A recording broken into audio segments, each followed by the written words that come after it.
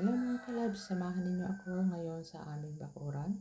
Magtatanim tayo ng kangkong. Ito ang kangkong na ito ay pitas. Pinitas ko at ngayon ay susubukan natin itanim para tumubo ulit at may mapitas tayong sariwa sa susunod. So ayan, ihanda muna natin ang lugar na pagtataniman natin. So yan, kaagad ako tanim-tanim dyan. Pwede tayo magtanim basta may lugar na pagtataniman natin. So ayusin muna natin ang lupa at alisin ang mga damo. Pagkatapos gagawa tayo ng maliit na hanay kung saan natin ilagay ang ating kangkong. So ayan nga guys, tanim-tanim lang tayo sa mga bakuran natin. Kung may mga bakuran kayong maliliit dyan, konting space lang, taniman nyo na kahit anong gulay, basta pag gumakagula yan. So first time ko magtanim ng kangkong dyan.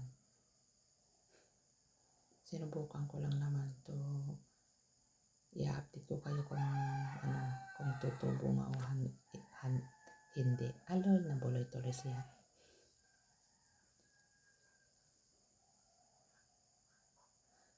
Ang pagtanim kasi nito ay itatanim na natin ng maayos. Hindi kailangan masyadong malalim kasi yan. Basta maayos ang pagkakalagay lang ng lupa niya. Kung mabubuhay siya kasi nga maraming mga manok dyan, kung maaari lang dapat doon ko sa kabila yan tanim. Pero ganoon din kasi paikot kasi ang mga bahay dito, mga paligid, kaya hindi mo rin makontrol kung ano ay mga manok nga dito. Marami kasi mga manok bawat isang bahay may mga manok, o di ba? Ganyan ang probinsya.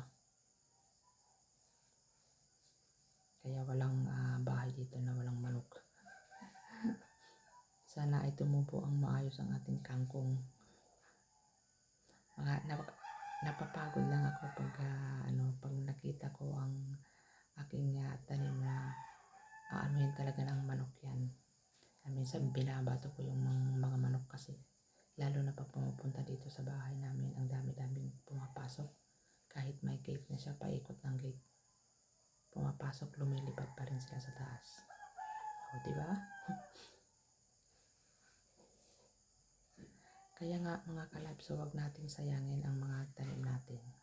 Kahit simpleng kangkong lang, malaking tulong na rin ang kapag may sariwang gulay tayo sa bakuran natin. O yan, nakikipagmarites pa rin yung aking hipag. Kaya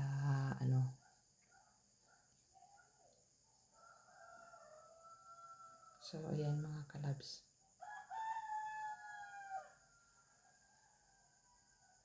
Basta yan lang, natin. Wala nang edit-edit dyan, basta ganyan na lang yan. Umagang-umaga pa lang dyan, walang suklay-suklay sinura. Pagkatapos nagkapehan. Kasi mamaya mainit naman. Kaunting init. Pagkahapon makulimlim. So uulan na, for sure na uulan yan. Kaya nga ako nagtanim ng kangkong para pag umuulan kasi dito palagi na, kaya madaling tumubo yung kangkong na yan kapag pag tag-ulan. Ang kangkong masarap i-adobo. Maraming yan, pwede kang magsigang, ihalo ang kangkong. Maraming yan. Pero ang pinaka-paborito ko dyan, ina-adobo kasi yan. Kahit simple lang, ayaw ko lang lagyan ng karne. Hindi ko gusto. Ang gusto ko lang ilagay dyan yung pork cubes at saka oyster sauce. Tama na. O, diba? Ulam na yan. Basta simpleng ulam. Hindi kasi ako mahilig sa karne. Ang gusto ko puro gulay. So, ayan guys, madali na ako matapos dyan. Tingnan natin kapag tumubo yung ating kangkong. Maaalagaan na natin. Kung hindi aanuhin ng manok kasi magpaikot ang manok dyan. Sana wag naman.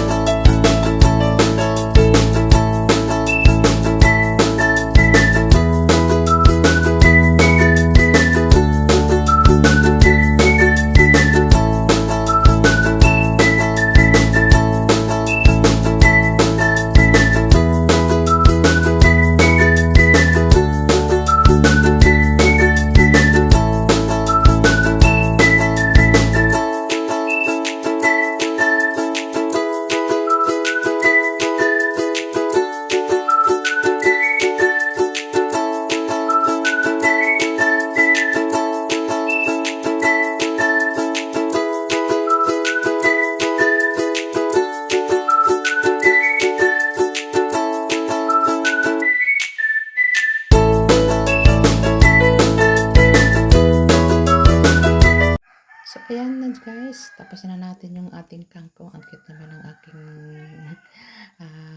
tinanim na kangkong. So, ayan, pupunta tayo dyan sa, alam mo yung mga maliliit na yan. Yan ang tinanim kong okra. Ayan ay hindi ko na nanadamuhan kasi nga panay ang ulan dito noon. Kaya, at saka busy pa rin ako. Saka,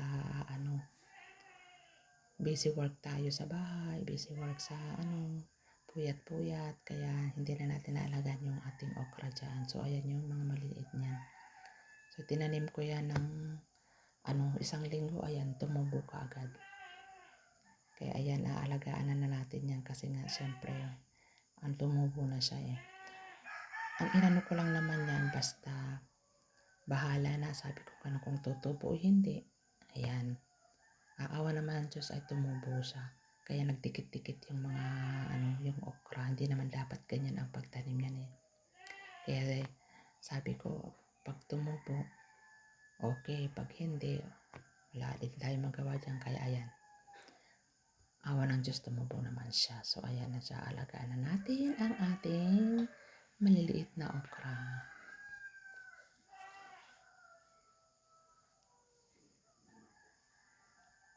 So, yung ating guys. Ang cute-cute ng ating okra dyan.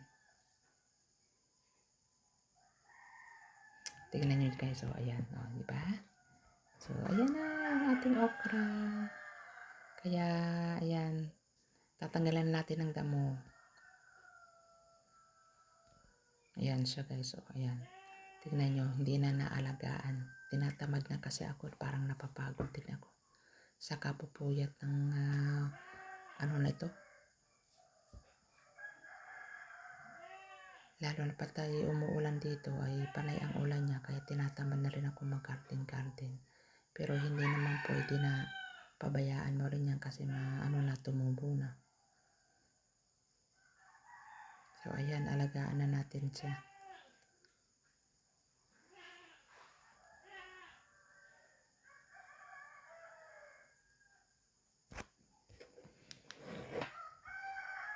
Ay, kaya naman, salamat naman at ay, kayo mga guys dyan, kung may mga bakante kayong lupa, magtanim-tanim na kayo para may malibre yung ating mga gulay-gulay dyan. Sa probinsya kasi, mga dito, puro may mga garden. May tanim kang alugbati, gulay na rin yan. Talbos ng kamote, gulay na rin yan. Mga malunggay. Basta yung mga mahilig kumain ng gulay, yan, mabubuhay ka talaga ng puro gulay kami. Ako kasi hindi ako mahilig sa karne. So, ayan. Parang medyo paus-paus pa tayo dahil umagang-umaga pa lang dito. Wala tayo time So, ayan. Nilalagay ko ng ganyan kasi para hindi ng manok. Ang dami kasing manok dito. So, mga kalabs, ayan ang ating mga natapos na rin ang ating mga nagtanim ng kangkong at saka yung okra na yun. Ay mga kalab, tapos ang ating pagtatanim ng kangkong. Sana ay tumubo ng maganda. Balikan na natin ito sa mga susunod na araw para makita kung gaano kalaki. Salamat po sa inyong suporta. Sana po ay support again. Subscribe me. Sana. Thank you very much for your watching and God bless you sa inyong lahat dyan. So, ayan na guys. Thank you so much sa inyo dyan. And bye-bye.